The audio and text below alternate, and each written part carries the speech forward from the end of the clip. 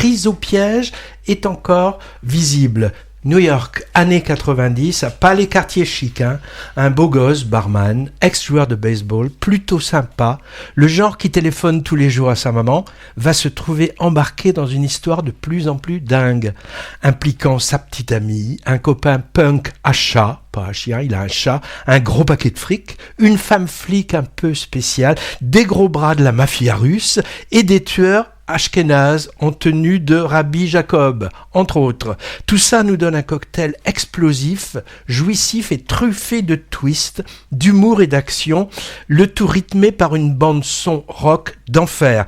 Et cerise sur le gâteau, ça c'est assez rare Patrick, hein, un générique de fin très inventif, plastiquement parlant, ce qui est rare, hein.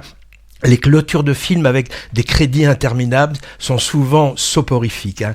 Tête d'affiche au casting, à l'aube sans doute d'être une méga star, à moins que ce soit déjà le cas, Austin Butler, au top du cool. Il était en 2022 Elvis dans le flamboyant biopic signé Baz Luhrmann, puis membre d'un gang de motards, tu te souviens Patrick, dans Bike Riders, et enfin gros méchant sadique dans Dune 2. Zoé Kravitz, fille de...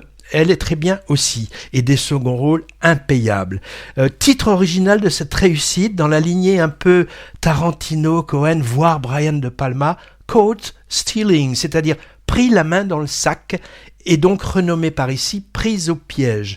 C'est du réalisateur américain Darren Aronofsky, qui n'est pas le premier venu, hein. Il a signé le culte Requiem for a Dream en 2000 sur la toxicomanie, Black Swan en 2010, rivalité dans le monde de la danse classique, et Noé en 2014, revisitation de la fameuse histoire de l'Arche avec Russell Crowe dans le rôle titre. J'ai pas vu son précédent il y a 2 ans qui s'appelait The Whale. On peut courir voir Prise au piège car il passe toujours dans plein de cinémas en VO comme en VF.